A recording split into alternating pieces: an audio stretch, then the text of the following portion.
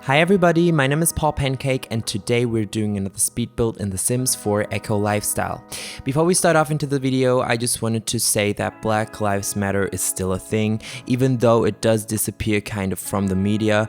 Racism still happens every day and it's very important that we keep educating ourselves, that we keep signing petitions and all that stuff. So you can find links to petitions and funds and all that kind of stuff down in my description box below. So please take a minute to check those out. Yup. Starting off into this video, first of all, I gotta say, you look amazing today, as always. And we're building a restaurant lot in The Sims 4 Eco Lifestyle. I kind of thought of this more as a street food market. I don't know if that's a thing, but probably that's a thing in like every country or like most countries in America or Europe or something, because it's like we have that a lot here in Germany, but it's sort of kind of yeah, I don't know. It doesn't like, it's more like happening in big cities, and that's when, for example, like different food trucks and companies and all that kind of stuff come together in a public place to just, I don't know, sell food. And basically you can just yeah, go around on that street food market and check out different local foods. And yeah, there's usually also a really good variety of foods, like which makes the whole thing awesome, because if you're going out with a friend that's, for example, vegan or something, he'll definitely find something at a street food market. At least that's the case in Germany here. So yeah, street food markets are really cool, and I kind of wanted to do something similar here. I had inspiration from a build I saw. I think it's located in Spain, but I don't freaking know. Actually, I saw it on Pinterest and I didn't really understand anything that was written about it, because it was in Spanish, I think, but it was sort of similar to this container style that you see me doing here, and I liked it a lot, and I thought, oh my god, that's just the perfect thing to base this lot off. So I kind of created this shipping container restaurant, because like I said, this whole lot is actually functional as a restaurant, but you could also go there and just get food by the vendors and just, I don't know, go and have a seat somewhere and yeah, enjoy your food. So that's what I kind of liked about this lot. Now the thing is, I played with this lot and like I play tested it, and the thing is, I haven't done a lot of gameplay in Eco Lifestyle yet, so I don't really know how these vendor trucks work. But something that I noticed was that when you visit this lot with your normal household, like if you, oh my god, sorry, I forgot to mute my phone. If you visit this lot with your normal household that does not own this lot, there's not like a vendor appearing automatically in these trucks, which is kind of sad, because I thought that's something that happens in The Sims 4 Eco Lifestyle. But apparently you have to hire someone to work as a vendor in these trucks, which is, yeah, kind of sad. And maybe it's a bug, but I don't know, because I thought like if you place these on any public lots, that vendors would automatically appear, but seems like that's not happening. Maybe it's because it's a restaurant lot, I don't know. But yeah, like, so that's kind of a little bit weird, but I thought that this whole aesthetic with the trucks and the shipping container restaurant, it all matched so well, so I didn't delete the vendor trucks. Of course, also because they work. Like, it's not they're not functional, it's just that vendors don't spawn automatically. Anyways, so yeah, I kind of like this whole idea, and of course I limited the packs, so you only need Dine Out and Eco Lifestyle for this, and of course base game, which is awesome. And again, the time I spent building this was short, and like it was like 3 hours or something of footage I had, and I was so amazed by that, because the last build I made, I think it was the Modern Eco Family whatever home yeah, so whatever, my last video also didn't take me as long. I think it was only like 2 hours too. And now that I have done the same thing again, like to limit packs and stuff, I think it's just simply because pack limiting, because you don't have so many choices, you don't spend as much time to choose between stuff to put on your lot, simply because you don't have as much stuff to put on your lot. So I think I'm definitely gonna do that in the future too. I don't know if it's that easy, because of course in some cases, yeah, pack limiting could be really random. In this case, when you're building like a restaurant lot, it's kind of obvious that you can limit it to dine out, and yeah, depending on what world you place the whole thing in, you could also limit it to a certain expansion pack or whatever.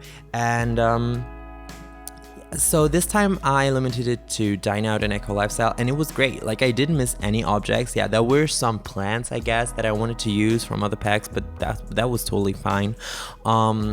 Like, this whole thing had like the whole pack of dine out and eco lifestyle combined. Those two packs had like a really big variety of items, so yeah, I like using that a lot. Also, I found a lot of cute little debug stuff that I didn't know existed, because of course, when the debug stuff came out first, we were a little, like, all the simmers, all the builders were a little overwhelmed because it was, I think it were, no, oh my god, yeah, it was about like 1,000 new objects we got, and yeah, that was a lot. And filtering out the stuff that we could actually, that actually could be useful for us was like kind of, yeah, hard because it was so much. But I thought that by now we're kind of used to all the stuff we have in The Sims 4, like in the debug items. So yeah, if we're like, oh my god, I could really use like a I don't know, a tire, for example, from Eco Lifestyle. We know, okay, we got some tires from Eco Lifestyle and debug, so we're gonna head over there. But some items still are not really, like, I haven't explored all of debug yet, and I suddenly saw some, for example, some cute little wooden signs which were perfect for restaurants, and yeah, I totally loved using those. I think I haven't placed them yet. I will later in this video, and they look so cute, and I couldn't believe that I've never seen them in a debug menu before. I don't even know why. Maybe it's because, like, the last time I built a restaurant in The Sims 4 was actually the French Quarter restaurant, which I can link here in this video right now. But that was 2 years ago or even more, and back then we didn't have any debug stuff. You see that sign I placed there, like next to the food truck, and the one I'm placing right now, that's from debug, and isn't that cute? Like, it's so cute with the little breads on it and stuff. I love it. Also, the sign, for example, which I could perfectly use for this restaurant, because I kind of thought, like, okay, we have this restaurant, which is definitely, like, it's like a thing, you could go there and eat there, and the sign I placed was supposed to be like their brand sign. I don't know what it's called, and like what's the proper term for that in English, but yeah, so that was kind of what I like the logo. Yeah, that's what I had in mind. At first I had in mind to make it look as if they were like a lot of different restaurants in this one shipping container home, because I thought it would be really cool to have like different restaurants sharing this container lot, and in each of them you could get different food. Like, of course, that would only be imagination, because in The Sims 4, if you're opening a restaurant, there can only be one restaurant on one lot, but I kind of wanted to make it look like that. That's why I also wanted to have another cooking station on the 3rd floor, because that way I thought, okay, we have like a restaurant on the first one and the second one, and on the 3rd floor, and all of them are like different and whatever, like in my imagination. But yeah, it turned, first of all, I don't even think that you can use more than 2 cooking stations in The Sims 4. But yeah, correct me if I'm wrong. I haven't played with Dine Out for a while now, because it's kind of buggy, as we know, which is so sad, because Dine Out is, if it worked, it would be one of my favorite packs, honestly.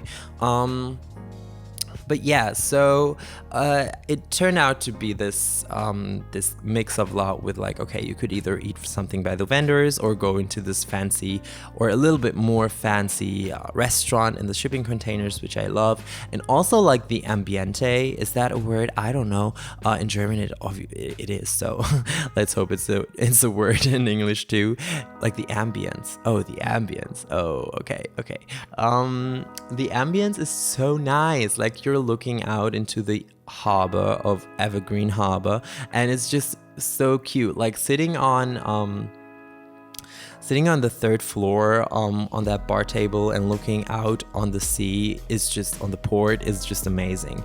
Also, I put this selling table here we got from Eco Lifestyle because it fit the vibe perfectly, and I thought, I don't know if it's possible, but I mean, since you even can like sell your stuff from your home lot, so I thought, okay, why wouldn't you be able to sell it from this restaurant lot? So I hope this is functional. I haven't tried it yet because for that I think you first need to produce some stuff and whatever, and that was a little bit much for like only play testing it. So yeah, if it works, it's great. If not, it's basically just for decoration purposes. But I think that's really cool because I can imagine like you have those two food truck vendors which sell like your local food, and then you can like, then you also have I don't know, some lady that's always producing juice at home, and she always comes here to sell that too. So you have something nice to drink for your, like, next to your food that you just got from the food vendor. I don't know, that's kind of in my imagination.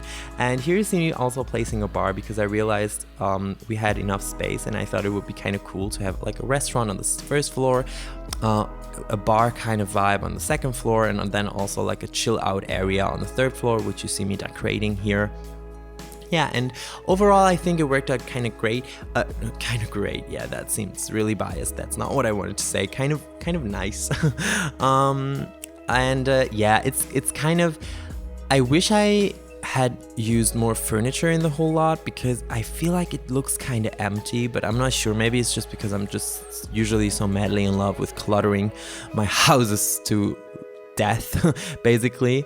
This time I didn't do that simply because also I didn't know how to fill it with clutter, you know, like for example, I could have filled this storage unit or this kitchen with clutter, but who cares? Like when playing in this restaurant, you basically only care about the restaurant and about the ambience. So yeah, oh my god, I've talked a lot in this video. I wanted to talk about some personal stuff too, but we don't even have time for that anymore. Oh my god. So basically we're heading towards the end of this video, and I just wanted to say thank you for joining me today. If you haven't already, please subscribe to my channel and be part of my pancake community. We're over 1,000 pancakes right now, which is just crazy. Thank you very much for that, and ring the bell if you want to get notified every time I upload a new YouTube video. If you like this video, please give me a thumbs up and comment on how you think I've done on this restaurant lot. Of course, I have all my social media linked down below, so feel free to follow me on my Instagram and my Twitter. I'm very active on there, and yeah, other than that, we'll see each other in the next video. Bye everybody.